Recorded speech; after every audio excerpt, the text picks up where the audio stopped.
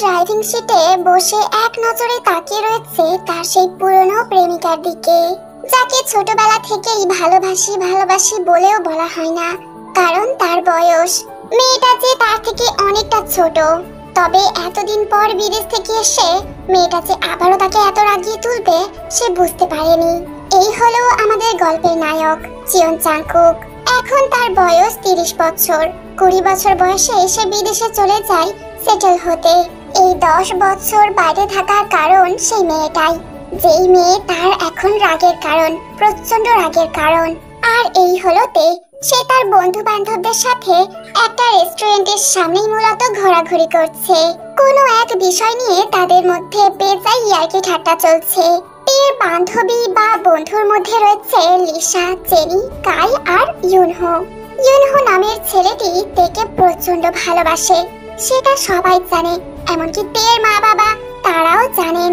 তের স্কুলের থেকে শুরু করে পাঠশালা পর্যন্ত সবার জানা এটা ইউনহো তেকে প্রচন্ড ভালোবাসে।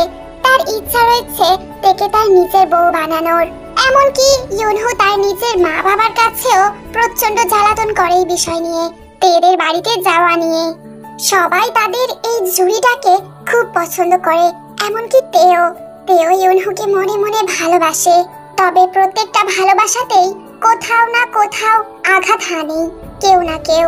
তাদের এই ভালোবাসা বা ভালো লাগা যাই বলা যাক না কেন, তার মধ্যে আঘাত হানছে তের বাবা। তাই তেও মুখ ফুটে কিছুই বলতে পারে না। সেও ইউনহোকে বলে যায়, আমি তোকে ভালোবাসতে পারবো না রে, আমার বিয়ে আমার বাবা যেখানে দেবে আমি সেখানেই করব। তো এমন ভাবেই চলছে তাদের দিন। এখন লিসার বার্থডে, সেই নিয়েই কিছু অনুষ্ঠান বা প্রোগ্রাম করারও প্ল্যান রয়েছে তাদের মধ্যে, যেটা লিসার একদমই অজানা। তারা বন্ধু বান্ধবী মিলে গোল টেবিল হয়ে গল্প করছিল দাঁড়িয়ে। হঠাৎ করেই তের হাতটা জোরে কেউ টেনে নিল। What the hell? কে মানে? আমাকে চিনতে পারছিস না তুই? তোর গায়ে হাত দেওয়ার কার এত সাহস রয়েছে? আমি ছাড়া? নাকি আমি চলে যাওয়ার পর একবারও আমার ফটো দেখিসনি তুই?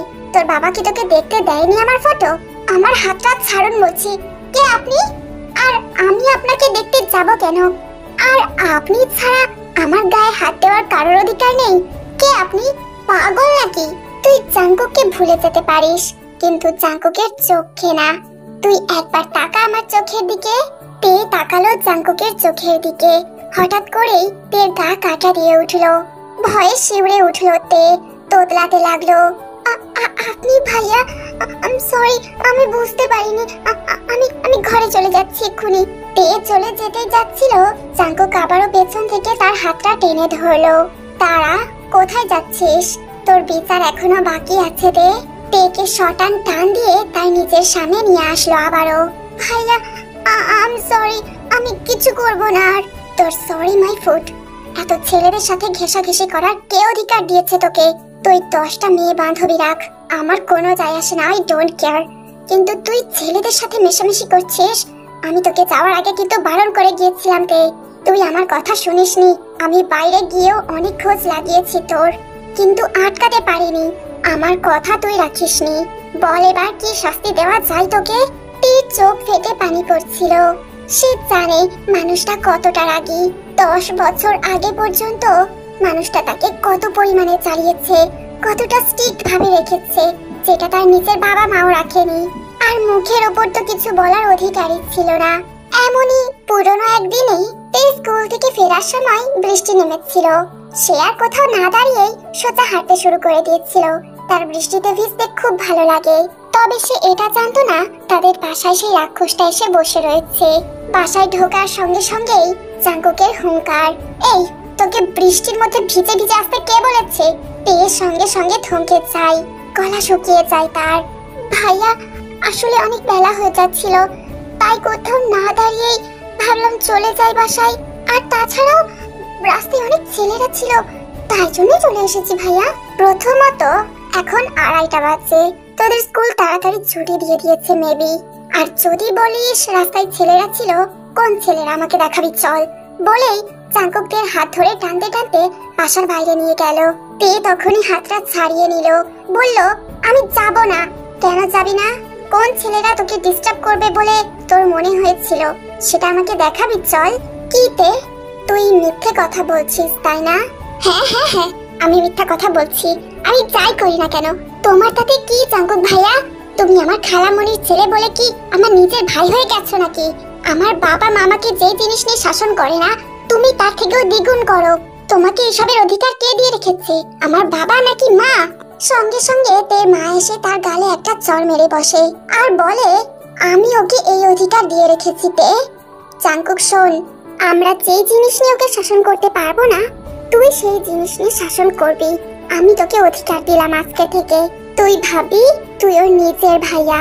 তখনই জাঙ্কুক বেশম খেয়ে যায় আর বলতে থাকে, খালামণি এসব তুমি কি বলছো? আমি তোর নিজের ভাইয়া কখনোই হতে পারবো না। তুমি যে আমাকে এই অধিকার দিয়েছো তার জন্য অনেক অনেক ধন্যবাদ, কিন্তু ভাইয়া নিজের ভাইয়া হতে প্লিজ বলো না, নইলে আমি দমাটকে মারা যাবো খালামণি। বুঝতে পারছি জাঙ্কুক, এই অসভ্য মেয়ের ভাইয়া হতে কেই বা চাইবে বলতো? সেই জিনিসটা তের মনে আজও প্রভাব ফেলে রেখেছে, তাই তো কিছুই বলতে পারে না জাঙ্কুককে। আবারও আমরা বর্তমানে ফিরে আসবো। জাঙ্কুকের হুঙ্কারে তের হুঁশ ফিরে আসে। কি হলো তে? কি জবাব দিচ্ছিস না কেন? আর ঘুরবি কোনো ছেলের সাথে? না, আর কারোর সাথে মিশবো না আমি। সরি ভাইয়া, আমি আর কারোর সাথে মিশবো না, আমি বাসায় যাব। কথাটা বলতে বলতেই তে সেন্সলেস হয়ে পড়ে যায়। তে জ্ঞান ফিরে নিজের বিছানাতে। পাশে জাঙ্কুক বসে মাথায় হাত বুলিয়ে দিচ্ছে। তে সেটা দেখে তার কাছ থেকে একটু সরে যেতে চায়। দেখ তে, এমন করছিস কেন? আমি তো কোনো রাক্ষস না। রাক্ষসের থেকে কম কিছু নাকি? রাক্ষস অনেক ভালো, ঢের গুণে ভালো। তুই এমন করে বলতে পারিস না। আমি তোর ভালোর জন্যই এসব করি। আমি তোকে অধিকার দেখাতে চাই তোর ভালোর জন্যই। তে কিসের ভালো? হ্যাঁ, আমি আমার বন্ধুদের সাথে থাকলে আমার ভালো লাগে, ওদের সাথে আমি একটু মজা করি। এতেও আপনি বারণ করছেন। আপনি একদমই ভালো না, আপনি খুব অসভ্য। আপনাকে দেখলেই আমার ভয় করে। আপনি থাকলে আমার কথা বলার ইচ্ছা হয় না। আপনি যদি আমার ভালো চান তো এখান থেকে আবারও চলে যান না। এই যে 10 বছরটা কত শান্তিতে ছিলাম আমি, আপনি চলে যান প্লিজ, আপনি আবারও চলে যান। জাঙ্কুক থ মেরে চাই। সে তো ভাবেনি এমনটা হবে। সে তো ভেবেছিল তে তাকে 10 বছরে অনেক মিস করেছে। দেখতে তোর ওই বন্ধুরা কিন্তু শুধু বন্ধু না, ইউনহু যে তোকে কি পরিমাণে ডিস্টার্ব করে সেটা আমি খুব ভালো করে জানি। তোর পেছনে পড়ে রয়েছে, এমনকি খালামণি খালু আব্বুকেও ও বশ করে নিয়েছে তোকে বিয়ে করবে বলে। এই খবরটুকু অন্তত আমি বাইরে থেকেও পেয়েছি তে। সো শুধুমাত্র বন্ধু বলে ওদেরকে পরিচয় দিস না তো তাতে কি? আমাকেও তো একদিন বিয়ে করতে হবে। সেই বিয়েটা না হয় আমি ইউনহুর সাথেই করলাম, তাতে আপনার সমস্যা কি? দেখতে এতদিন যেই কথাটা আমি তোকে বলিনি আজকে বলতে চাই। তুই কি প্লিজ একটু মনটা নরম করে শুনবি আমার কথাটা? আমার এই কথা শোনার পর তোর যা ইচ্ছা হবে তুই তাই করিস। প্লিজ তে, প্লিজ একটু শোন। তে কিছুক্ষণ চুপ থেকে বলে, ঠিক আছে বলুন, কিন্তু তারপর যদি আমি আপনাকে এখান থেকে চলে যেতে বলি আপনি চলে যাবেন? কথা দিন। হ্যাঁ চলে যাব, তবে আবারও বিদেশে যাওয়ার কথা বলিস না যেন। অনেক কষ্ট পেয়েছি এই 10 বছর বাইরে থেকে, এখন অন্তত আমাকে থাকতে দে তোদের পাশে। আরে না না, আমি বাইরে যাওয়ার কথা বলিনি, আপনি আপনার বাসায় চলে যাবেন, এতেই আমার শান্তি হবে। জাঙ্কুক মনটা খারাপ করে বলল, আচ্ছা বেশ, তাই না হয় করলাম তোর জন্য। শনিবার তুই যখন জন্মেছিলিস আমার তখন 10 কি 11 বছর বয়স। তুই হওয়ার পর থেকে আমি আমার বাসা বলে কি ভুলে গিয়েছিলাম। সারাক্ষণ তোর পাশে বসে থাকতাম। তুই তো জানিস তোদের বাসা থেকেই আমি পড়ালেখা করতাম। তোর কাছে থাকতে থাকতে আমি তোর প্রতি আসক্তিতে পড়ে গিয়েছিলাম। ধীরে ধীরে আমরা বড় হলাম। তোর তখন 10 বছর বয়স, আমার তখন 20। আমি নিজের ফিলিংসটা বুঝতে পারতাম। সেটা শুধুমাত্র আসক্তি না, ভালোবাসার আসক্তি।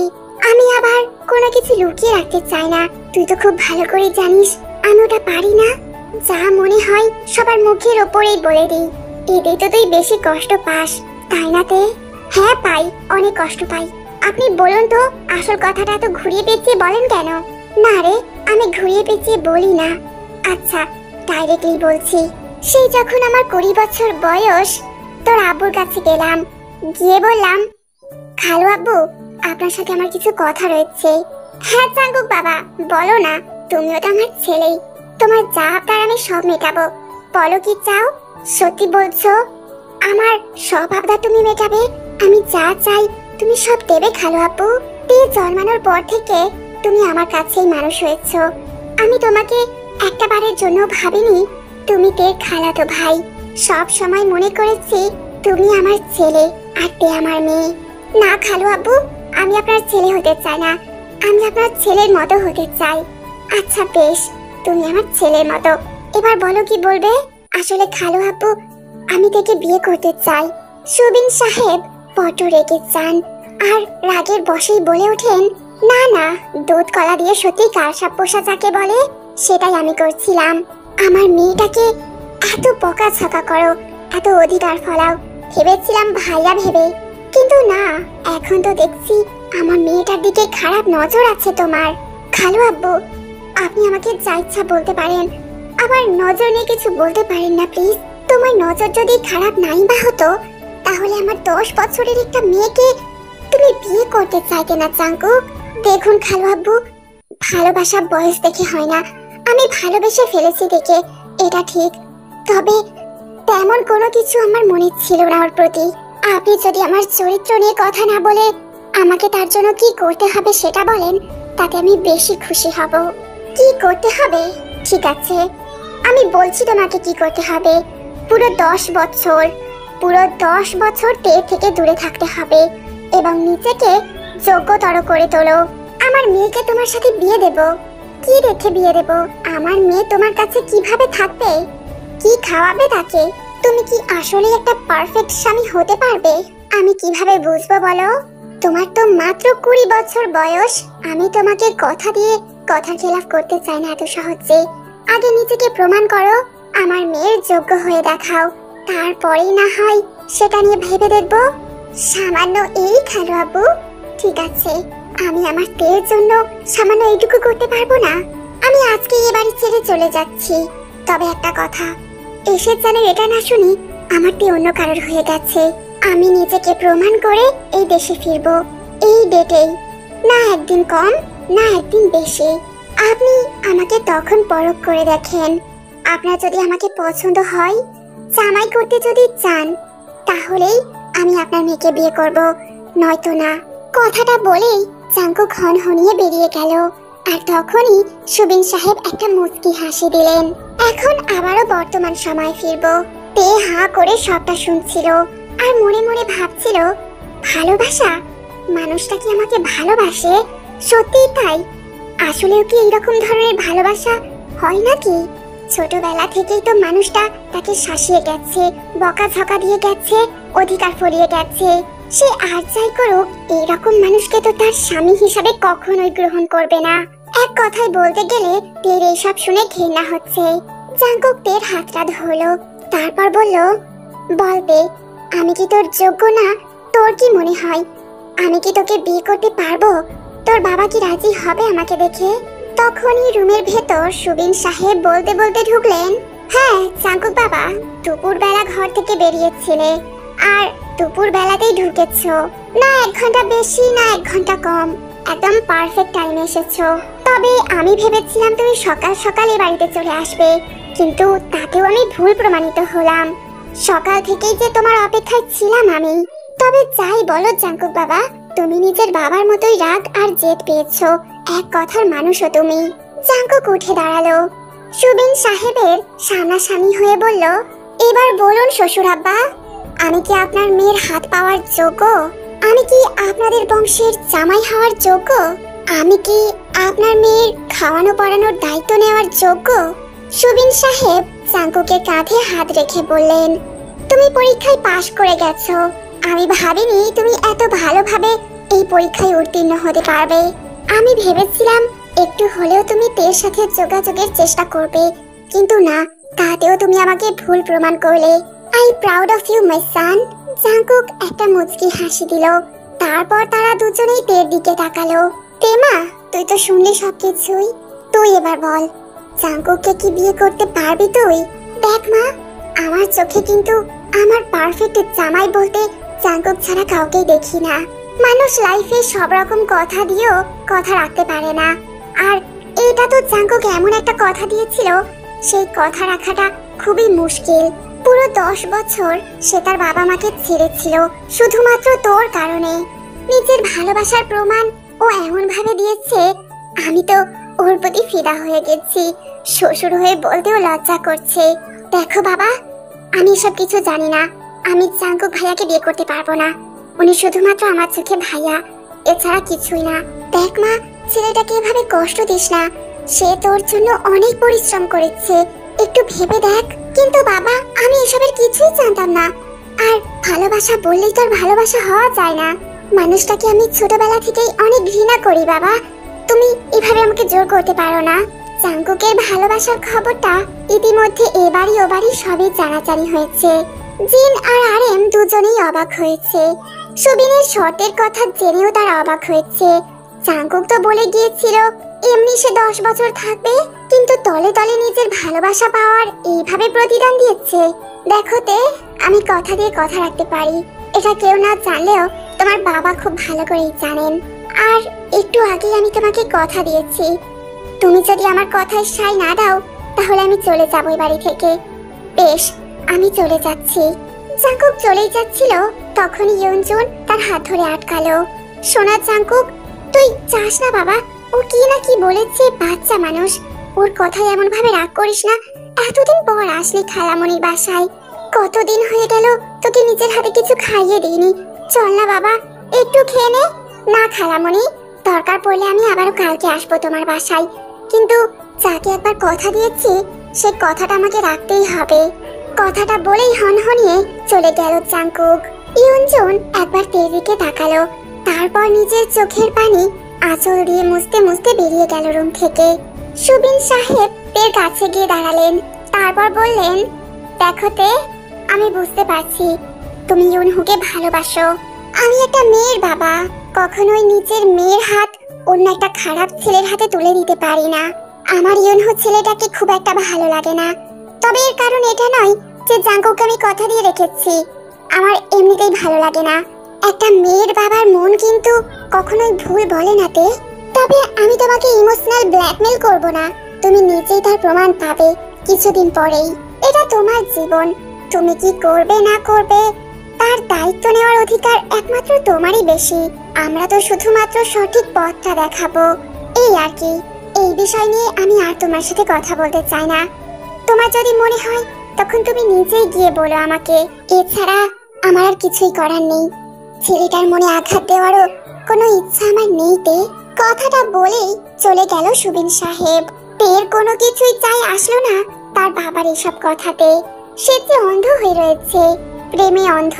তের সঙ্গে সঙ্গে তার বেস্ট ফ্রেন্ড লিসাকে ফোন করলো। লিসাকে সবকিছু খুলে বলল, আগা থেকে গোড়া পর্যন্ত। লিসা সব শুনে খুশি হয়ে বলল, ওয়াও, কি দারুণ একটা স্টোরি। শোন না, গল্পের নায়িকা, আমার কিন্তু মনে হয় গল্পের নায়ক আসলে জাঙ্কুক ভাইয়াই, আর ওনাকে বিয়ে করে নেওয়াটাই তোর দরকার। আমরা তো দেখলাম খুব হ্যান্ডসাম রে, এত সুন্দর একটা বর পাবি। এছাড়া কি চাই তোর? লিসা, আর কেউ না জানুক, তুই তো জানিস আমি ইউনহুকে ভালোবাসি। হয়তো এখনো ইউনহুকে বলতে পারিনি, তবে ওকে ভালোবাসি খুব। ওকে ছাড়তে পারবো না রে তে। আমার কিন্তু মনে হয় তোর জাঙ্কুক ভাইয়াকে বিয়ে করাটাই ঠিক হবে। তুই বুঝিস না কেন তে? লিসা, তুইও এরকম বলবি? আমি তোর কাছ থেকে এটা আশা করিনি। দেখ তে, আমি কথার ফাঁকে ফাঁকে তোকে অনেকবার হিন্ট দেওয়ার চেষ্টা করেছি। আমি ডিরেক্টলি তোকে কিছু বলতে পারি না, তবে তুই তো প্রেমে অন্ধ। কি করব আর, তোর লাইফ, তুই যা করতে চাস কর, আই ডোন্ট কেয়ার বলে লিসা ফোনটা কেটে দিল।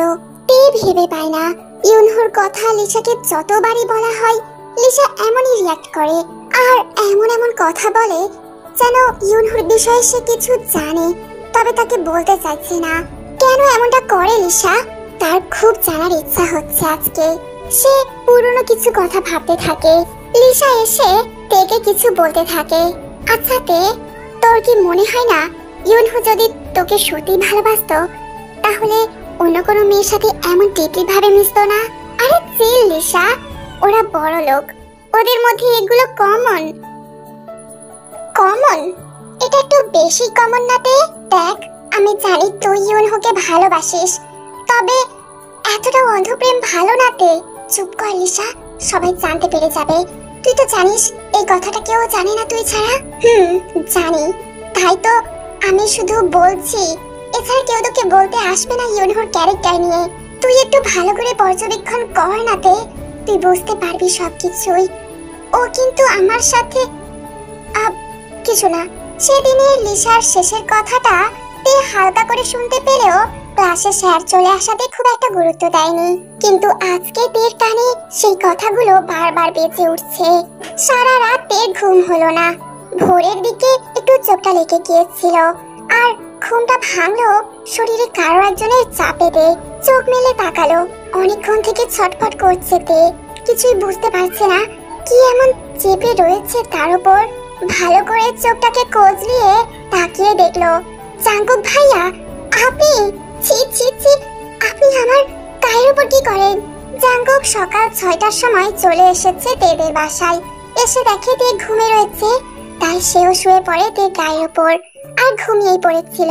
তবে ভেবেছিল তে ওঠার আগে সে উঠে পড়বে, কিন্তু সেটা তো আর সম্ভব হয়নি। জাঙ্কুকও উঠে কিছু না বোঝার ভান করে বেরিয়ে গেল রুম থেকে। তে হাঁ করেই বসে রয়েছে বিছানায়। জাঙ্কুক কিছুদিন হলো তের পেছনে বড্ড ঘুরঘুর করছে, কিন্তু তে একদমই পাত্তা দিচ্ছে না। সে তো সারা দিনটাই অন্যমনস্ক হয়ে থাকে। কিছুদিন হলো কলেজ ছুটি রয়েছে, তার জন্য সে কলেজেও যেতে পারছে না যে লিসাকে সামনাসামনি কিছু জিজ্ঞাসা করবে। আবার লিসাকে ফোন করার মতো সাহসিকতা ওর হচ্ছে না।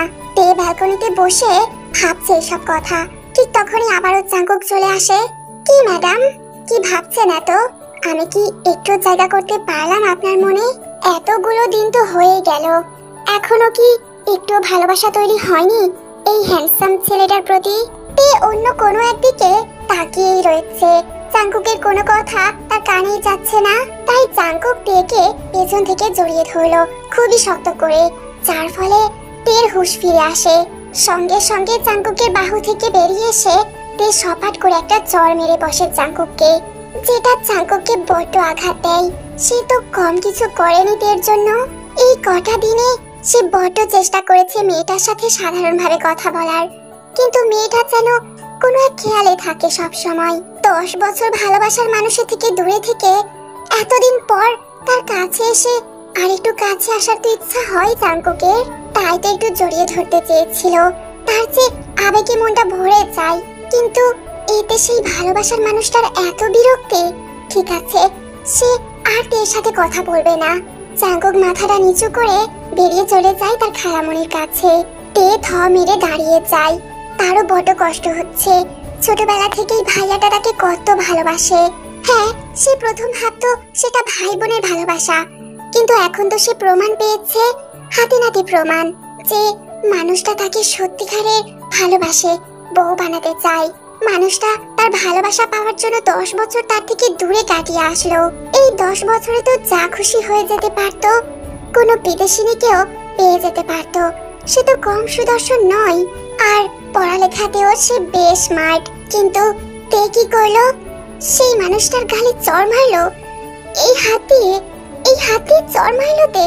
ছিতে, আর যাই হোক, মানুষটা তো তোকে ভালোবেসেছে, কিন্তু এই তের মনটা তো অন্য কাউকে চাই, ইউনহুকে চাই।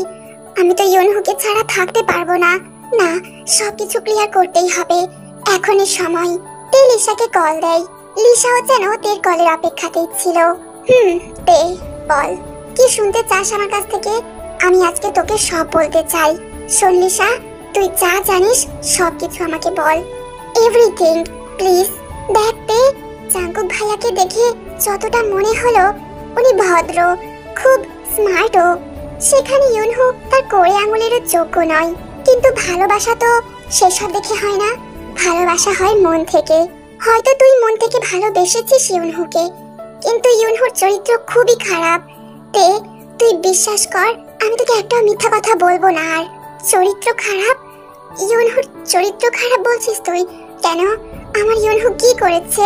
তোর ইউনহু? প্লিজ তে, তোর এই সুন্দর মুখ থেকে ওর নামটা এমন ভাবে উচ্চারণ করিস না। ওই কাপুরুষটা যে কতগুলো মেয়ের জীবন নষ্ট করেছে তুই কি জানিস ওর পতিতালয়েও যাওয়া আসা রয়েছে? এই কথাটা কেউ জানে না, কেউ জানতেও পারবে না হয়তো। কারণটা তাদের টাকা, তাদের যে টাকার পাওয়ার অনেকটা। তুই তো জানিস যাদের টাকার পাওয়ার থাকে তাদের কোনো কুকীর্তি সমাজের মধ্যে বার হতে পারে না। না লিসা, এটা হতে পারে না।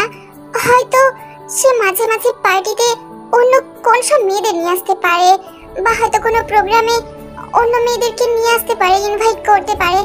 তবে পতিতালয়ে যাবে এটা আমি বিশ্বাস করি না।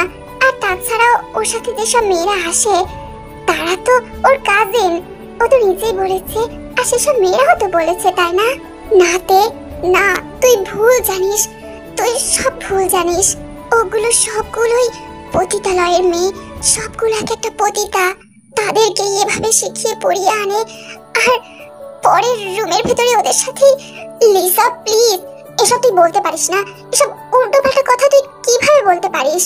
আর যেই কথাগুলো কেউ জানে না সেগুলো তুই কিভাবে জানিস? আমাকে একটু বলবি প্লিজ? আমি আমি কিভাবে জানবো? তুই তো জানিস আমার বাবা মা কেউ নেই। তাহলে আমি যেই হোটেল রুমটায় থাকি এটার ভাড়াটা কে দেয় তে? তুই কি জানতে চেয়েছিস কখনো তোর এই বেস্ট ফ্রেন্ডের জীবন কাহিনী? কে তার খাওয়া পড়া ওঠায়? জানিস না তো? ঠিক আছে, শোন তাহলে। আমার বাবা মা যখন একটা অ্যাক্সিডেন্টে মারা গেল তখন আমি অনেক ছোট ছিলাম। ইউনহুর বাবা অনেক ভালো, উনি আমাকে মানুষ করার দায়িত্ব নেন। আমি ইউনহুদের বাসাতেই ছিলাম, ইউনহুর সাথে আমি বড় হয়ে উঠছিলাম। তবে ইউনহু আমার থেকে প্রায় অনেক বছরেরই বড়। কিন্তু আমরা যত বড় হতে থাকি ইউনহুর কুনজর আমার উপর পড়ে। সেটা আঙ্কেলও জানতে পারে বলতে উনি খুব ভালোভাবে বুঝতে পারেন, কিন্তু তিনি কাউকে কিছুই বলতে পারেননি। তিনি ভয় পেয়েছিলেন ওনাদের যে ক্যারিয়ার রয়েছে সেটাতে যদি কোনো আঘাত আসে। তাই আঙ্কেল শুধুমাত্র আমাকেই জানিয়ে এই হোটেলে শিফট করে দেন। এখানে যে আমি শিফট হয়েছি তার কারণটা ইউনহু এই কিছুদিন আগে জানতে পারে। ওদের বিজনেসের কিছু পরিমাণ দায়িত্ব যখন ওর উপর পড়ে তখনই ও আমার বিষয়ে জানতে পারে যে আমাকে এই হোটেলে রাখার কারণটা কি। কিন্তু সেটা কি করে জানলো সেটা আমি বলতে পারবো না। আমার হোটেলের যেসব টাকা পয়সা লাগতো সবকিছু তার হাত থেকেই আসতো। এই হোটেলে শিফট হওয়ার প্রায় 2 বছর পর ও ডিরেক্টলি আমার কাছে আসে। আর সেই দিনটাই হয় আমার সব থেকে খারাপ দিন। সে এসেই দরজা বন্ধ করে আমার সাথে উল্টো পাল্টা জিনিস করতে চায়। আমি বাধা দিলে বলে আমার খাওয়া পড়া, আমার হোটেলের যে রুম ভাড়া সবকিছু নাকি ও তছনছ করে দেবে, আমাকে নাকি পথে নামিয়ে ছাড়বে। আমি আর কিছুই করতে পারিনি তে, আমি অপবিত্র এখন। আর এই কথাগুলো আমি কার কাছে বলি বলতো? আমার যে জীবনটা নষ্ট হয়ে যাবে। আর কি বলি, নষ্ট হওয়ার বাকিটা কি রয়েছে? আমি তো এখন পতিতাদের থেকে কিছু কম না। ইউনহু আমার কাছে প্রায় সময় আসে। আর আমি আর তুই যখন কলেজে ভর্তি হই ও জানতে পেরে কলেজে ভর্তি হয়েছে। আমাদের থেকে এত বছরের বড় হওয়া সত্ত্বেও আমাদের ব্যাচে ভর্তি হয়েছে। তবে সেখানে তোকে দেখে ও তোর প্রেমে পড়ে যায় হয়তো, তাই তোর পেছনে পড়ে রয়েছে। কিন্তু ও আমাকেও ছাড়েনি তে, ও এখনো আমার কাছে আসে। তুই যদি আমার কথা বিশ্বাস না করিস তুই আজকে রাতে আমার কাছে আয়, আমি তোকে প্রমাণ দিয়ে দেব। তুই একটা জায়গায় লুকিয়ে থাকবি, দেখবি ইউনহু আজকেও আসবে, আই এম শিওর। ফোনটা লাউডেই ছিল, তে অনবরত কান্না করেই চলেছে। তার যে পেছনে তার বাবা দাঁড়িয়ে রয়েছে সেটা সে ঘুণাক্ষরেও টের পায়নি। সেই মানুষটাও দাঁড়িয়ে দাঁড়িয়ে কেঁপেই চলেছে। একটা মেয়ের উপর থেকে এত কিছু বয়ে যাচ্ছে, মেয়েটার বাবা মা না থাকায় সে এত কিছু সহ্য করে চলেছে। তের কাঁধে কারো স্পর্শ হতেই তে পেছন ফিরে তাকায়। তারপরই দেখে সেটা অন্য কেউ নয়, তার বাবা। সে বোঝে বাবা সবকিছু শুনেছে, সঙ্গে সঙ্গে বাবাকে জাপটে জড়িয়ে ধরে। অন্যদিকে ফোনের ওপাশ থেকেও লিসা কান্না করে চলেছে। কিরেতে, আমাকে কি উদ্ধার করতে পারবি তুই? জানি তুই পারবি না, কিন্তু তোর জীবনটা আমি নষ্ট হতে দেব না বেস্টি। সুবিন সাহেব ফোনটা নিলেন, তারপর বললেন, তুমি চিন্তা করো না লিসা মা, আমি তোমাকে বাঁচাবো। যা হয়েছে হয়েছে, এরপর থেকে আর কোনো কিছুই তোমার সাথে ঘটবে না। আজকে রাতের ঘটনা। ইউনহু ড্রিঙ্ক করে লিসার রুমে ঢোকে, আর ঢুকেই লিসার উপর ঝাঁপিয়ে পড়ে, লিসার জামা খুলতে শুরু করে। লিসা কোনো সাড়া করছে না দেখে লিসাকে বলতে থাকে, কি রে, আজকে তুই সাড়া করছিস না কেন? এমনিতে তো কাটা মুরগির মতো ছটফট করিস। এতদিন ধরে চলছে এই বিষয়টা, এখনো কেন নরমালি নিচ্ছিস না বলতো? এত পতি তাদের কাছে চাই, তাও তোর কাছে যেন আলাদাই একটা মজা। জানিস কি তুই? সঙ্গে সঙ্গে আলমারি থেকে, বিছানার তলা থেকে এবং দরজার পেছন থেকে বেরিয়ে আসলো জাংকুক, সুবিন আর তে। জাংকুক ছিল দরজার পেছনে, সেখান থেকে ভিডিও করে রেখেছে। জাংকুক কাকে একজনকে যেন কল করে জানায়, আপনি আসুন, কাজ হয়ে গেছে। ইউনহো ধরফড়িয়ে উঠে বসে। তারপরে দেখে দরজা থেকে আসছে তার বাবা, সাথে রয়েছে কয়েকজন পুলিশ। পুলিশরা নিয়ে চলে গেল ইউনহোকে। তারপর ইউনহোর বাবা মানে শুভ সাহেব লিসার কাছে গিয়ে বললেন, লিসা মা, তুই তো আমার কাছে কি একবার বলবি? আমি দেখতিস তার ব্যবস্থা কেমন করতাম। তুই কেন লুকিয়ে গেলি মা আমার কাছ থেকে এত বড় সত্যিটা? মা বাবাহীন এই মেয়েটার উপর থেকে এত কিছু যাচ্ছিল, আর আমি খুনাখুনিও টের পাইনি। লিসা শক্ত করে জড়িয়ে ধরল শুভ সাহেবকে।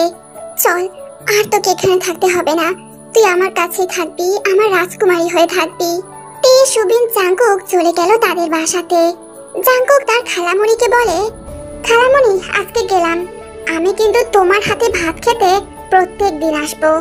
ছোটবেলার অভ্যাস তো ছাড়তেই যে চাই না। এ কি, তোকে কে আসতে বারণ করেছে শুনি? আমি তো চাই তুই আমার কাছেই থেকে যা, আমার ছেলে হয়ে। মেয়েটা তো দেখতেই পাচ্ছিস কেমন, কোনো কথা শুনে না। না শুনুক, তুই আমার ছেলে হয়ে থেকে যা।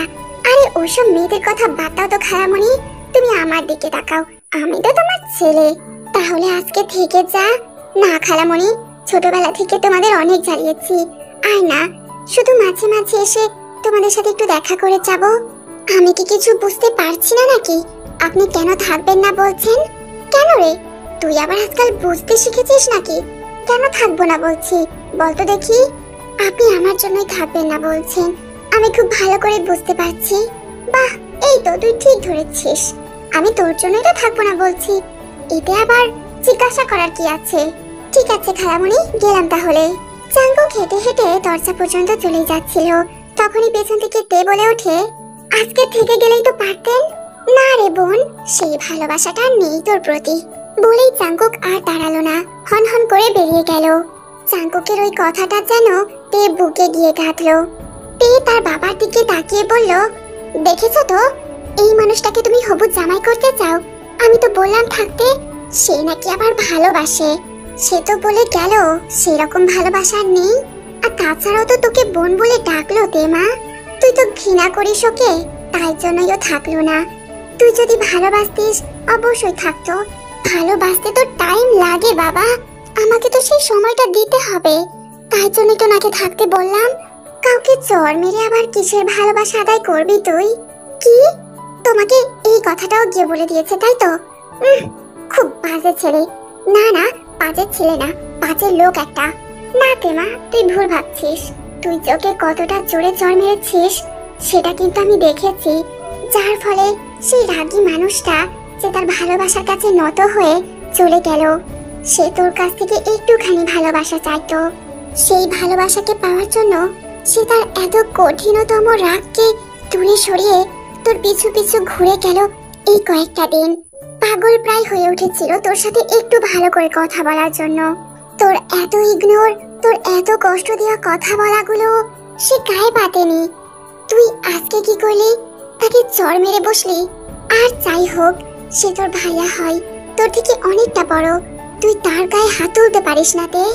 সে যাই হোক, মানুষটা তোকে ভুলে গেছে, সে তোকে আর চায় না, তুই এবার কি ঘুমাতে পারিস। এটা বলে সুবিন সাহেব আর ইউনজন চলে গেল। তের বুকটা কেঁপে উঠল। বাবা কি বলে গেল শেষের কথাটা? সে আর চায় না তাকে, কিন্তু তে, সে তো সবে সবে চাইতে শুরু করেছিল, এর মধ্যেই মানুষটা তাকে ভুলে গেল। এত সহজেই ভোলা যায় নাকি? জাংকুক সপরিবারে তেদের বাসায় আসলো, হাতে অনেক মিষ্টি নিয়ে। তা দেখে ইউনজন বলল, কি রে জাংকুক, এত মিষ্টির যে আমার জামাই হবি নাকি? এত মিষ্টি তো আবার জামাইরাও নিয়ে আসে না, কি খুশিতে এত মিষ্টি। আরে খালামণি, তোমার বৌমা ঠিক হয়ে গেছে, তোমার বৌমার ফটো দেখো, এই দেখো। বলে জাংকুক ফোন থেকে কিছু একটা দেখালো তার খালামণিকে। ও মা, কি মিষ্টি দেখতে! এটা আমার বৌমা হতে চলেছে নাকি?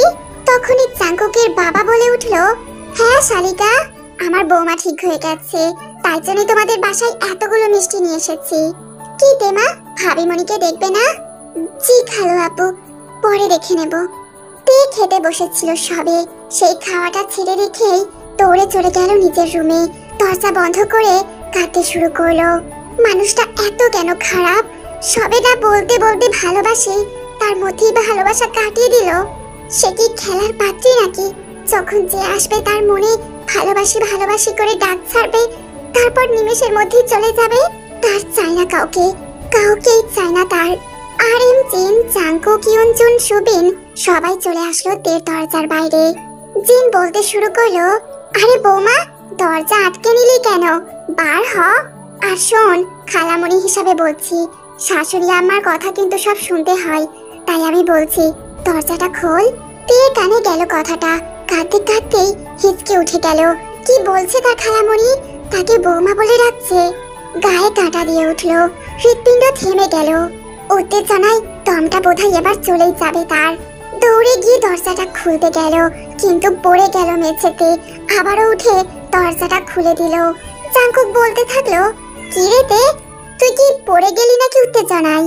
জাঙ্কুকের কথা শুনে সবাই হাসতে থাকলো, কিন্তু তে বলল, না না, আমি আমি কেন পড়ে যেতে যাব? আমি পড়ে যাইনি, ওটা তো চেয়ারটা সরে গিয়েছিল, তার শব্দ হয়েছে। তের কথাটা বিশ্বাসও করলো সবাই, কিন্তু তেই তো জানে তার সাথে কি ঘটলো এক্ষুনি। খালামণি, তুমি যেন কি বলছিলে? কে বৌমা? তুমি কাকে দরজা খুলতে বলছিলে? কই, বৌমা বলে তো কাউকে ডাকিনি। আমি তো তোকে তখন থেকে তোর নাম ধরেই ডেকে চলেছি। আসলে তুই নিচে থেকে শুনে আসলি তো, আমরা তখন থেকে বৌমা বৌমা করছিলাম, তার জন্যই হয়তো তোর কানটা বাজছে। তুই আবারও নেতিয়ে গেল, চোখ ফেটে জল আসলো। আরে আরে, কি রে তে, আমার বউ হবে তা শুনে তুই না হেসে কান্না করছিস কেন? জাঙ্কুক ভাইয়া, তুমি কেন আমাকে বিয়ে করবে না? তুমি তো বলেছিলে আমাকে বিয়ে করবে। দেখো মেয়ের কাণ্ড, তুই তো আমাকে বলে দিয়েছিলি তুই কিছুতেই আমাকে বিয়ে করতে পারবি না, তাই জন্যই আর কতদিন অপেক্ষা করব বল? আমি তো বুড়ো হয়ে যাচ্ছি, তুই বললি না আমি বুড়ো একটা মানুষ। তাই আব্বু আর আম্মুকে বললাম আমার জন্য মেয়ে ঠিক করতে। ওনারা তো কালকেই ঠিক করে ফেলেছে, আর আমাদের তো কালকেই বিয়ে হতে চলেছে। তে চাপে ধরলো জাঙ্কুককে আর বলতে থাকলো, কোন মেয়ের সাথে তোমার বিয়ে ঠিক হয়েছে বলো, তার চুলের মুঠিটা আমি ছিঁড়ে ফেলবো। আমি তোমাকে বিয়ে করব, তুমি আমাকে বিয়ে করবে শুধু। আর কোথায় তুমি বুড়ো? তুমি তো একটা বাচ্চা মানুষ। আমি বাচ্চা মানুষটাকে বিয়ে করতে চাই জাঙ্কুক ভাইয়া। না রে তে, আমার তো মন ঘুরে গেছে বল। আমি এই ফটোতে থাকা মানুষটাকে বড্ড ভালোবেসে ফেলেছি। একে ছাড়া আমি আর কাউকে বিয়ে করতে পারবো না। যখন তোকে বলেছিলাম তখন রাজি হলেই পারতিস। তুমি কেন করছো এমন জাঙ্কুক ভাইয়া? তুমি এমনটা করতে পারো না, তোমার ফোনটা আমি ভেঙেই ফেলবো, তাও বলছি।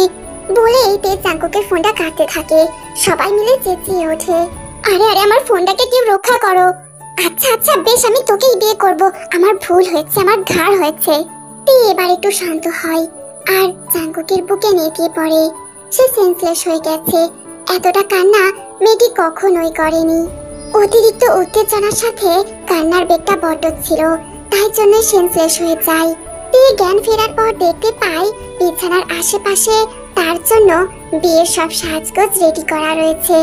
হ্যাঁ, তেদের আজকেই বিয়ে হয়ে যায়, কারণ তের কাছে থাকার জন্য জাঙ্কুক আর একটা দিনও মিস করতে চায় না।